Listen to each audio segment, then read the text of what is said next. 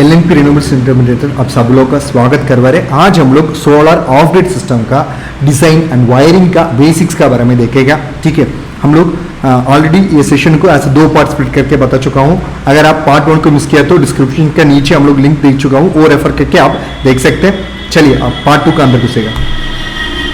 सो आज पार्ट 2 में क्या क्या चीज़ हम लोग डिस्कस करने वाले हैं। हम लोग अगर एक ऑफ ग्रिड सिस्टम डिजाइन करवा रहे तो ठीक है, हमको कैसे पीवी मॉड्यूल टाइप का डिटरमिन करने का, ओके कितना सोलर पैनल का हमको पैरेलल में कनेक्ट करना पड़ेगा, सीरीज में कनेक्ट करना पड़ेगा।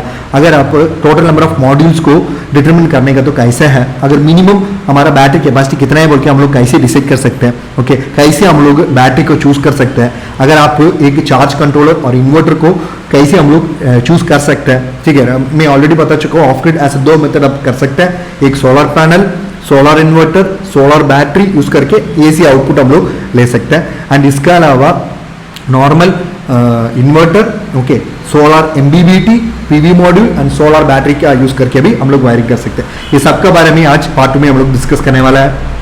ठीक है, सो ये डिजाइन फेसेस के बारे में देखेंगे तो प्लानिंग इंपॉर्टेंट है, इंफॉर्मेशन कलेक्टिंग इंपॉर्टेंट है, load calculation, sizing of the solar array, deciding the battery capacity, selection of the charge controllers, deciding the inverter capacity, structure, wiring एकदम इंपॉर्टेंट चीज़ है। ठीक है, अगर पीवी मॉड्यूल का चूज करने का तो ये तो हम लोग 75 वाट्स मॉड्यूल के बारे में बता चुका हूँ। इसमें इसका maximum current and maximum voltage data sheet देके आप समझ सकते हैं। अभी इंडस्ट्री में बहुत सारा वेराइटीज हैं, 100 वाट्स पैनल है, 200 वाट्स पैनल है, 330 वाट्स पैनल है, 340 वाट्स पैनल है, 440 वाट्स पैनल है, 500 इवन 600 वाट्स तक अभी पैनल इंडस्ट्री में आ चुका हूँ। सो उसके हिसाब से उसका maximum current and maximum voltage and short circuit current भी अलग हो सकते हैं। वो सब चीज़ आप डेटा शीट देके आप समझ सकते हैं। मान लो आपका रिक्वायरमेंट क्या है, सो उसके हिसाब से आप पैनल डिसाइड कर सकते हैं। सो नॉमिनल वोल्टेज इंपॉर्टेंट है, ये इंपॉर्टेंट है क्योंकि अगर मान लो आपके एक पैनल ले रहे तो वो 12 वोल्ट का पैनल हो सकता है, 100 वाट्स उसका नीचे आप देखेगा तो, और 300 वाट्स का ज़्यादा आप देखेगा तो वो 24 वोल्ट हो सकता है उसका आउटपुट। ओके, सो इसका सीरीज करने का टाइम कुछ आउटपुट मिलेगा, पैरेलल करने के टाइम कुछ आउटपुट मिलेगा। सो ये सब चीज़ आपका डिज़ाइन के हिसाब से आप प्लान करने का पड़ेगा। मान लो अगर आप कितना पैरेलल में कनेक्ट को डिसाइड करने का तो आपको टोटल पीवी करंट आपको समझना पड़ेगा। सो उसको मॉड्यूल को ऑपरेटिंग करंट का हिसाब से डिवाइड करेगा तो आप टोटल मॉड्यूल्स कितना पैरेलल में कनेक्ट करने का बोल के आप समझ सकते हैं। ठीक है, इसका फ़ायदा क्या है मैं बता रहा है। मान लो अगर पैरेलल में कनेक्ट करेगा तो हमारा पैनल का वोल्टेज क्या हो जाएगा, नॉर्मल है, उसका करंट बढ़ेगा। सो अब करंट बढ़ने के टाइम याद में रखने का हमारा एमबीबीटी का रेटिंग कितना है, हम लोग यूज़ करने वाला सोलर इन्वर्टर का और नॉर्मल इन्वर्टर का रेटिंग कितना है, ये सब चीज़ें आप याद में रखें, उसके हिसाब से आप डिसाइड करना पड़ेगा। अगर मान लो आप सीरीज में कनेक्ट करें तो उसका वोल्टेज बढ़ेगा। सो वोल्टेज बढ़ेगा तो आपको बताना पड़ेगा मॉड्यूल का नॉमिनल वोल्टेज कितना है। सो उसके हिसाब से कितना मॉड्यूल आप सीरीज में कर सकते हैं बोल के आप डिसाइड करना पड़ेगा।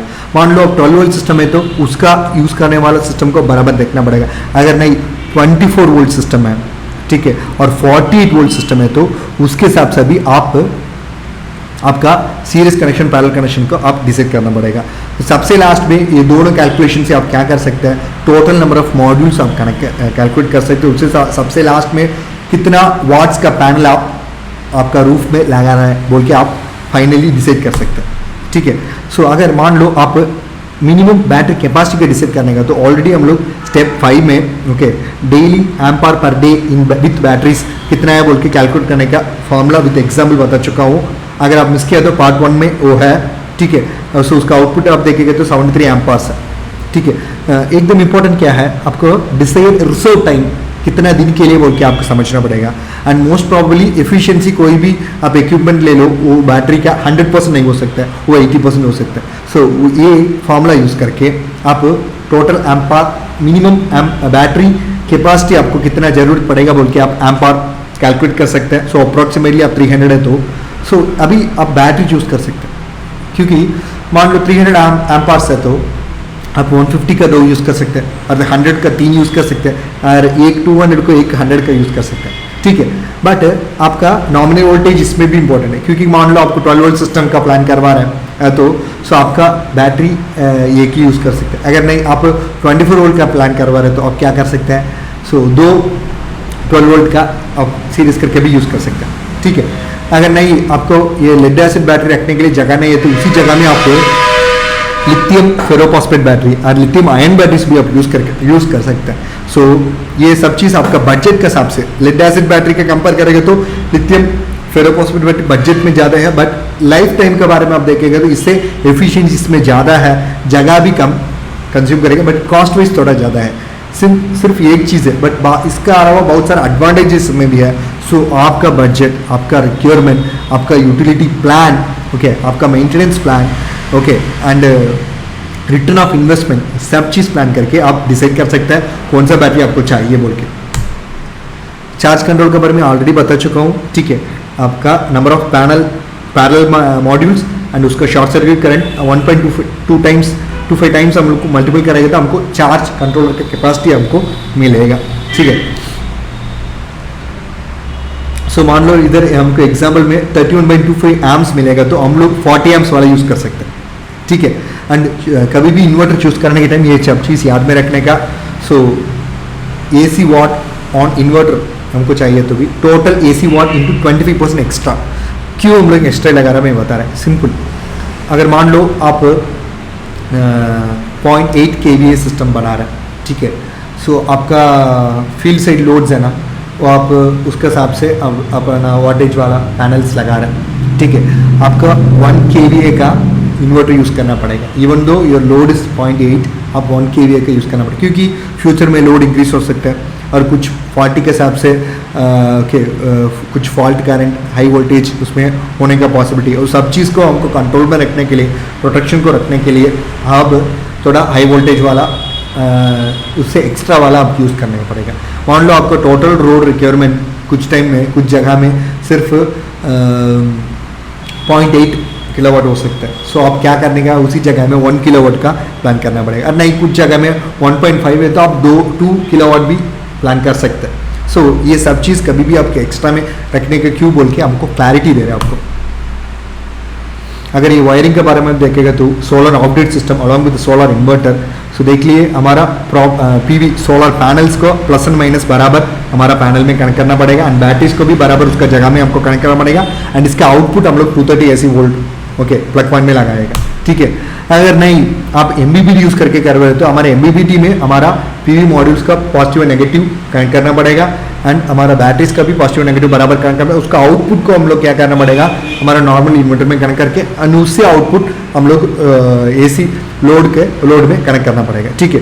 एंड एकदम इंपॉर्टेंट चीज़ क्या है, कोई भी आप यूज़ करवा रहे हैं वो ऑपरेट करने कुछ ना कुछ वोल्टेज जो चाहिए ना, सो वो हमारा वो ऑपरेट करने के लिए हम लोग क्या करने का, उसको plug point normal operating voltage में हमको 230 वोल्ट में आपको कनेक्ट करके MBBT ऑपरेटिंग के लिए देना पड़ेगा, ठीक है।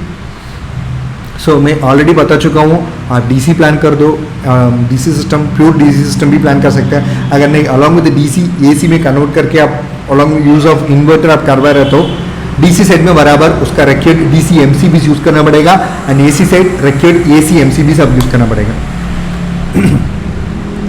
धन्यवाद, सब्सक्राइब करवा दो, बेल आइकन दबा दो, आपको इससे ज़्यादा चीज़ सीखना पड़ेगा, ओके। हमारे साथ प्रोजेक्ट करने का तो आप हमको कॉन्टैक्ट से हमारा कॉन्टैक्ट लिस्ट में दे चुका हूँ एंड इसके अलावा आपका building automation, building management system आप गल्फ में काम करने के लिए प्लान कर रहे हैं, GCC कंट्रीज़ में काम करने के लिए प्लान करवा रहा है।